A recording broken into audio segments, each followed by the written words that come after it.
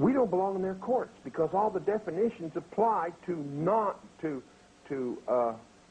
Christians, but to non-Christians.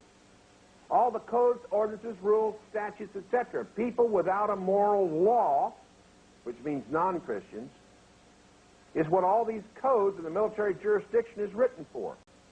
That's why when I go serving a process of some kind, the first thing I do is write my name in upper and lower case. I even separate my first two names from my last name because only the first two names are my Christian name. My last name is a family name, and my first two names are my names. My last name is shared in common by many others, so it's not my exclusive property. So I separate it. Usually put a colon between the first two names and the last name, see? We used to recommend a comma, you know, but we've since, with some further study, determined that a colon is even better.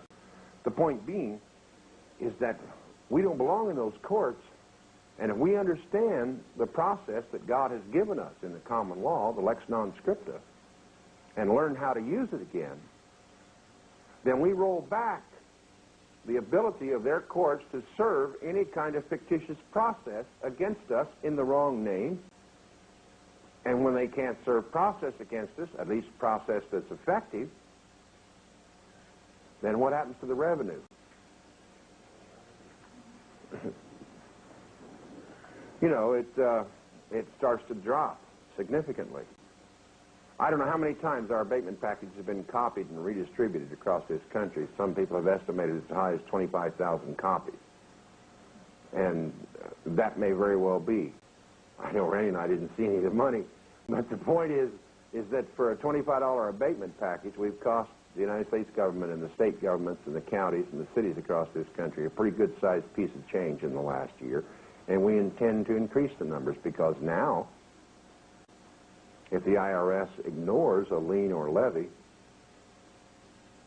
and we serve the abatement and the default, what is our remedy when they ignore the paperwork? Because the non-statutory abatement constitutes, with the default, res judicata, final judgment has been made, all the charges that you cited in your abatement are proven in law. That's all the evidence you need to go to small claims court personally against the IRS agent. Now, he's got to explain, first of all, why a criminal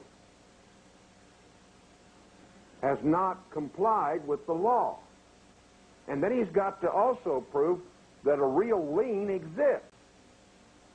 The IRS doesn't have standing to create a real lien or levy, and only with your voluntary consent in ignorance do they ever seize anyone's property.